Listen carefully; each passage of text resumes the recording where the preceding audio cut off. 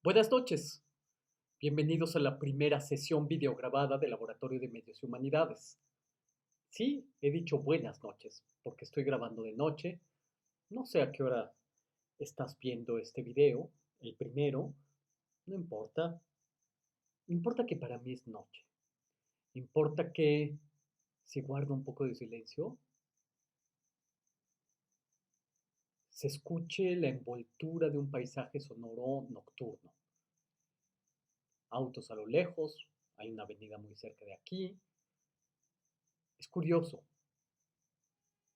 Yo habito el cuarto piso de un edificio y no sé cómo los grillos se las han arreglado para cantar. Si paran un poco el oído y yo guardo un poco de silencio, quizás puedan escuchar a un grillo que canta aquí, probablemente en el quicio de la puerta que da al balcón, probablemente esté agazapado en alguna grieta del muro. Y ese grillito ha cantado para mí desde la tarde, la caída de la tarde, el principio de la noche y ahora entrada la noche. He decidido grabarles la primera sesión de noche, un poco para introducirlos en una confianza, en una intimidad necesaria para hacerles la invitación necesaria para un curso como el que estamos a punto de comenzar, Laboratorio de Medios y Humanidades. Invitación para reconocernos. Así comienzo los cursos que suelo dar. Séptima ocasión en que el Laboratorio de Medios y Humanidades comienza sus andanzas, sus reflexiones, ahora en formato videograbado. Elijo la noche para comenzar. Reconocernos. Que me reconozcan y que los reconozca. Es todo un arte reconocernos. Es muy fácil dejar de reconocernos. El arte estriba en saber reconocernos. Toda apuesta estriba en este reconocimiento, en que ustedes me vean destellar a la manera de una luciérnaga en la noche y que yo los vea a ustedes destellar, hacer una especie de morse luminoso con señales, con llamamientos a que comencemos una conversación que nos permita reconocernos. Um, Probablemente en algún momento salte aquí a la mesa mi gato, que en unos cuantos minutos comenzará con su enloquecimiento nocturno. Recuerden que los gatos tienen siempre este enloquecimiento. Mi esposa duerme en la habitación de al lado, por eso también mi voz es baja. Yo suelo hablar con un volumen más alto. En fin, fíjense cómo la noche trae sus propios sonidos y nos envuelve en una atmósfera a la que tenemos que adecuar la voz. Estos primeros entendimientos sonoros de nuestro entorno y que determinan la manera en que entablamos una conversación o guiñamos un ojo o buscamos la atención del otro o de la otra, son determinantes para comenzar a reconocernos. Insisto, es muy fácil desconocernos. Hay muchas historias de gente, de espíritus gigantescos que se han desconocido. Eh, Personas que si uno echa atrás la mirada y se da cuenta de su legado artístico, filosófico, dices, pues no tenían más que reconocerse y ser muy amigos, pues no ha pasado. Han habido trágicos desconocimientos.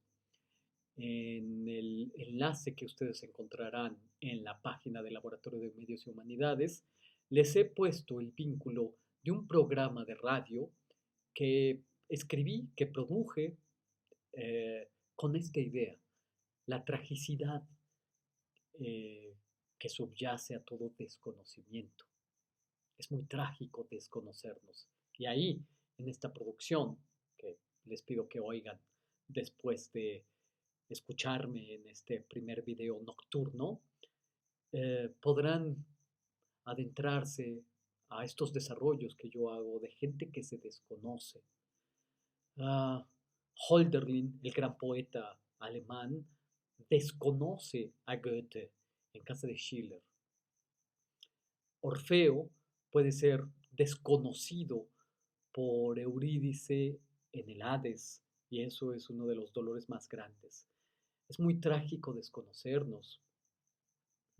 Busquemos entonces reconocernos. ¿Cómo?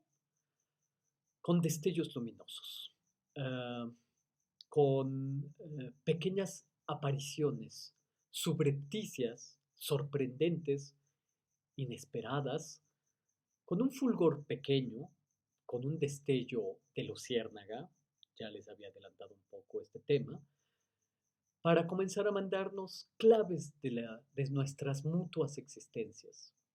Es difícil en el contexto tan ruidoso de las redes sociales, de los medios de comunicación, nuestros ejercicios, producción de contenidos humanísticos para medios de comunicación, habrán de encargarse de que el pequeño fulgor sea suficiente.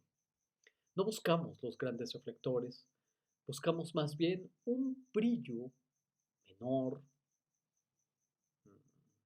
pero sorprendente, de luciérnaga. Siempre comienzo mis cursos con la metáfora de las luciérnagas. Probablemente alguno de los ex laboratoristas que se aventure a ponerle play a estos videos que ahora ustedes están experimentando, puedan decir, ay, Otto siempre sale con esta idea de las luciérnagas. Para empezar, no es una idea propia. Es una idea de George T. Uberman, un teórico importante del que ahora hablamos mucho, sobre todo en los estudios simbólicos, los estudios de la historia del arte. Es suya la idea. Yo la tomé porque me gusta mucho, me parece poética y me parece que puede ejemplificar en buena medida nuestras búsquedas. Hacer pequeños comentarios radiofónicos en contraposición a las grandes producciones que tienen todos los reflectores puestos sobre los contenidos y que por lo tanto no hay manera ninguna de que nuestro pequeño fulgor pueda competirles, ni siquiera queremos competirles, pero lo que quiero que tengan en cuenta es eh, este antagonismo que existe entre los grandes reflectores y el pequeño fulgor, el pequeño comentario fulgurante, lleno de sentido, poético, de belleza, de mm, aparición inaudita. Ah, en las andanzas, en el devenir de las artes, el arte en el siglo XX tuvo que volverse extraño, por así decirlo. Tuvo que hacerse extraño a lo que se venía diciendo, a lo que se venía planteando plásticamente, literariamente. Si nosotros nos acercamos a las páginas de James Joyce o nos acercamos a las imágenes de Picasso, el Picasso cubista, pues sin duda son propuestas que nos resultan en un primer momento extrañas. Pues es que el arte del siglo XX tuvo que volverse extraño para comenzar a decir otra cosa, para comenzar a decir sus propios planteamientos de una manera distinta, radicalmente distinta. Entonces Joyce, entonces Picasso tuvieron que hacerse en un principio muy extraños. Este extrañamiento siempre trae consigo, pues, conlleva una crítica al decir anterior, a la doxa, a las formas eh, de privilegio legitimadas que se tenían de decir, de hacer arte, de escribir libros, etcétera, etcétera. El primer gesto para comenzar a decir algo distinto es volverse extraños. Y probablemente a ustedes en este momento este video les esté resultando muy extraño. Lo celebro. Qué bueno que les esté resultando extraño. Eh, la extrañeza, el modo distinto de decir, de expresar, de comunicar algo, es un equivalente a un cortocircuito. Un flujo eléctrico lleva un ritmo, lleva una velocidad, y el cortocircuito es la antivelocidad o es el extrañamiento de la velocidad, de ese flujo normal. El cortocircuito es una quebradura, una craqueladura. Y de repente el cortocircuito siempre nos va a hacer voltear, nos va a llamar la atención, siempre. El fulgor pequeño es equivalente a un cortocircuito, a una discontinuidad, a una grieta, a un aparecer subrepticio que nos llama la atención. Si quieren, puede llamarnos la atención por pocos segundos, por pocos minutos, pero ha llamado la atención. Este cortocircuito es equivalente al extrañamiento de Joyce, de Picasso, cuando tuvieron que hacer mucho más profundo el extrañamiento para comenzar a decir lo que tenían que decir. Nosotros vamos a comenzar a poner un poco de extrañamiento y de cortocircuito a las consideraciones que tenemos acerca de cómo se producen programas de radio, cómo se producen eh, contenidos audiovisuales para compartirlos en redes, para compartirlos en medios más usuales, como puede ser la televisión u otros formatos. Lo que ahora tenemos como posibilidad, ahora que estamos en casa, ahora que yo puedo darme el lujo de dar mi clase para la Facultad de Filosofía y Letras a la 1:30 de la mañana, es precisamente eso, utilizar estas herramientas, nuestras, nuestros monitores, nuestros celulares. Tenemos toda la libertad del mundo, a pesar de que eh, paradójicamente parezca que los caminos de la libertad se han estrechado. No se han estrechado los caminos de la libertad si echamos mano de nuestra imaginación, si echamos mano de la imaginación como una potencia epistemológica, una imaginación con una potencia para trastornar, para producir este cortocircuito y este extrañamiento. Eh, George T.D. Uberman, que es el que pensó en la figura de la luciérnaga, precisamente como estos insectos sorprendentes que cada vez vemos con menos frecuencia en la ciudad, cuando salimos al bosque, cuando vamos a la playa, los vemos destellar y hacer constelaciones bellísimas para la sorpresa de los citadinos que casi nunca tenemos oportunidad de ver esos destellos. George T.D. Uberman habla de las luciérnagas como la preciosa oportunidad de plantear horizontes nuevos en un universo mediático lleno de reflectores.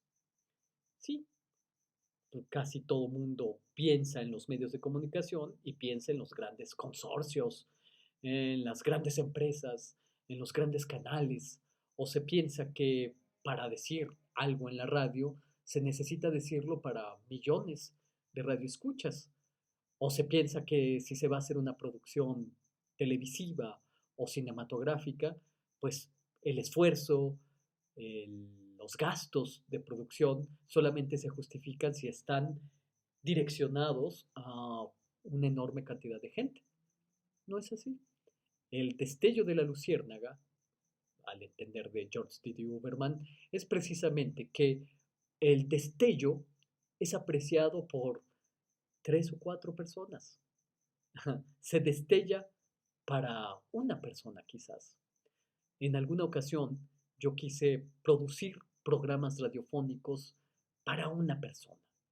dirigirlos a un radioescucha en específico. Claro, ese radioescucha en específico representaba a todos los demás, pero en el fulgor pequeño de la luciérnaga se implica esto, este pequeño formato pensado para 3 o 4 individuos con un rostro, con un nombre, alguien que nos reconoce y al que reconocemos.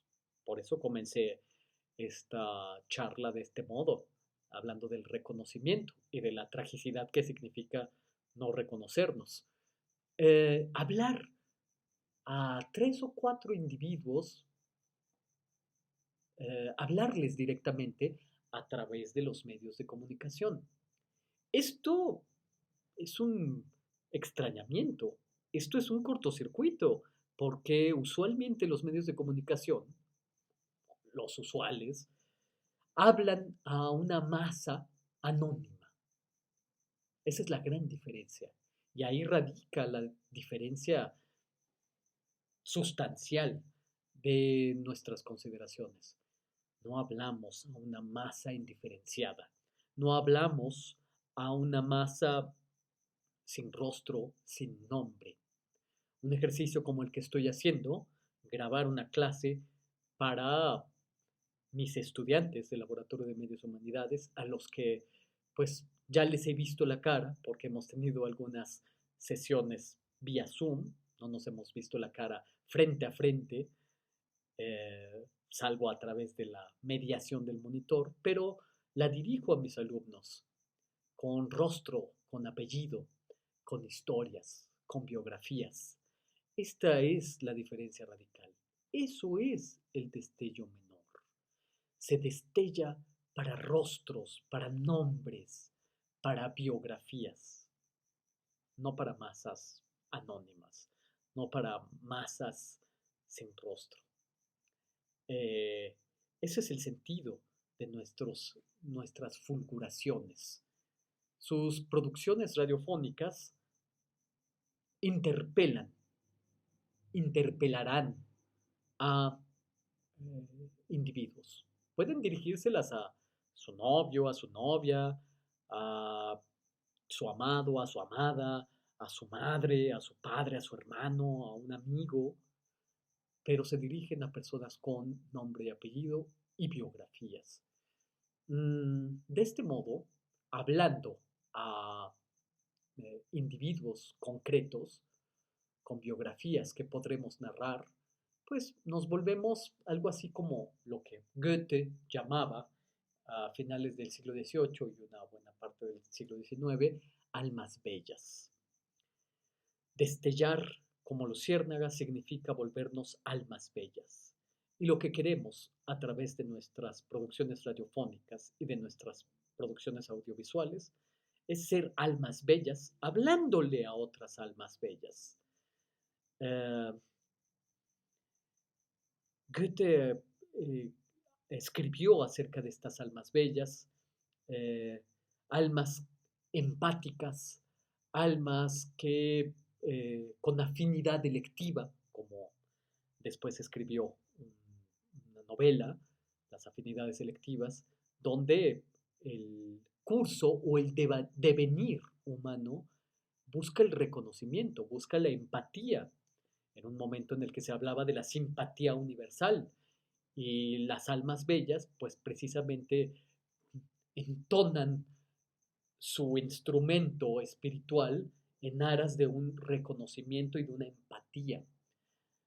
La figura de la inocencia, el alma bella, la luciérnaga, tienen precisamente esa capacidad de reconocimiento. Eh, los medios de comunicación masivos es la primera borradura que hacen, el primer gesto de las grandes producciones mediáticas es precisamente la borradura del reconocimiento. Nosotros buscamos el reconocimiento en el destello menor, en el resplandor de la luciérnaga. Nos comportamos un poco como el loco del tarot. El loco del tarot, si alguno de ustedes está más o menos familiarizado, es una carta que ni siquiera tiene número. Son 22 arcanos mayores, los célebres, donde está el papa, la sacerdotisa, el juicio, la muerte, el emperador, la fuerza, la emperatriz, el sol, el colgado, la luna, la torre, entre otras, y la figura del loco ni siquiera tiene un número. No voy a entrar aquí en charlas de historia cultural sobre el tarot, pero lo que quiero mostrarles con esta carta es que el loco es una figura de la inocencia. ¿Por qué? Porque es un individuo que va caminando, eh, si no distraídamente, por lo menos muy dentro de sus propios pensamientos, va con su bastoncito, su ramita y su paliacate con sus pertenencias, así como es el cliché de representación de los vagabundos, de los que abandonan su casa, así era el cliché de la representación en las caricaturas de los años 80, alguien que dejaba su casa lo hacía con su palito y su paliacate, pues de este modo camina el loco dentro de sus pensamientos y va tan dentro de sus pensamientos que ni siquiera se da cuenta de que está siendo atacado por pues, una especie de coyote, perro, lobo o lo que ustedes prefieran, porque es una representación que permite la lectura múltiple, la interpretación múltiple. El loco sigue su andanza. Es un poco lo que estamos haciendo. La figura de la inocencia en cuestiones mediáticas es precisamente el que sigue con su deambular, su reflexión teórica, y nada lo distrae. Nuestra reflexión teórica es extraída de la filosofía, del arte, de la literatura, de la historia, de el libro que leerán de Gutiérrez Tibón, la historia del nombre de la Fundación de México, y nosotros seguimos nuestras andanzas de producción pensando en nuestros temas teóricos y es nuestro interés.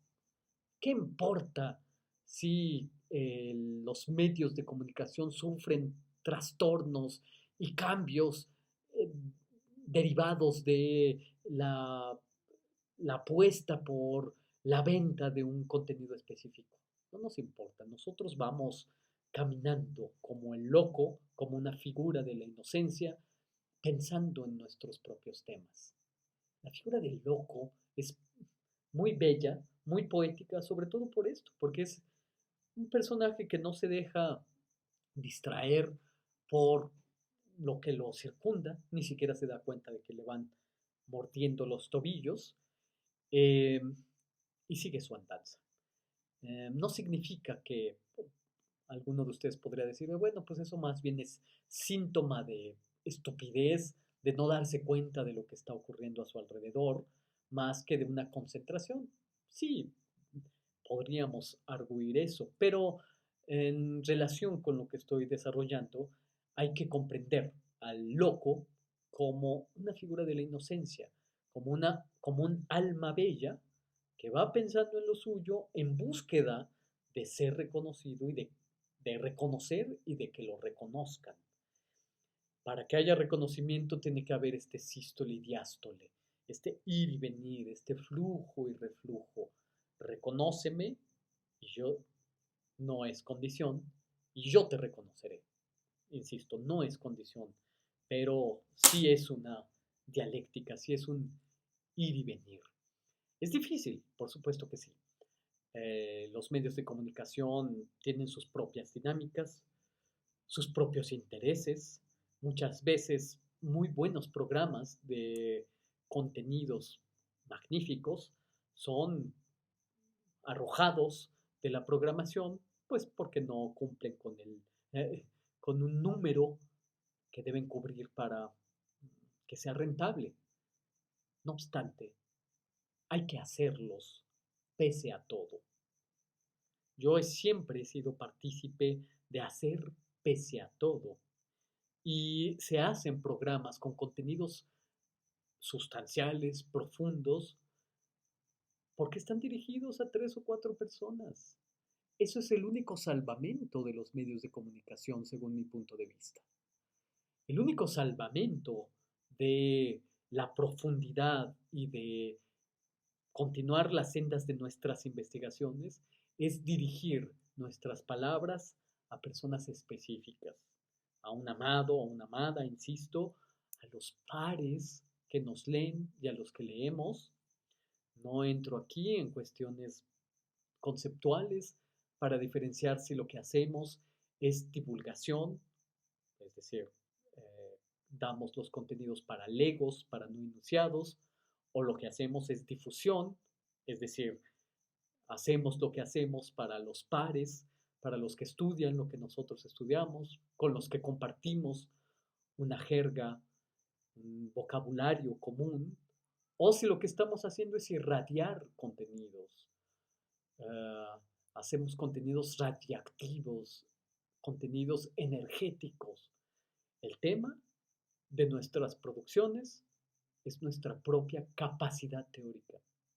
El tema de nuestros guiones no es otra cosa que nuestra pasión sobre el tema, nuestro conocimiento, nuestra erudición, por supuesto, basada en el estudio, basada en nuestras horas en biblioteca, basadas en nuestras anotaciones, en nuestras escrituras, en la comparación de nuestras escrituras con las escrituras de otros estudiosos, de otros eruditos, pero el tema para escribir un buen guión o la condición para escribir un guión eh, correcto no es otra cosa que la profundidad de nuestros conocimientos.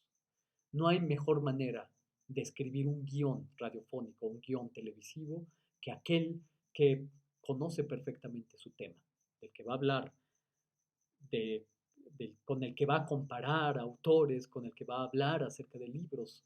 No hay mejor guión radiofónico que ese conocimiento profundo. De modo que en esta primera lección nocturna,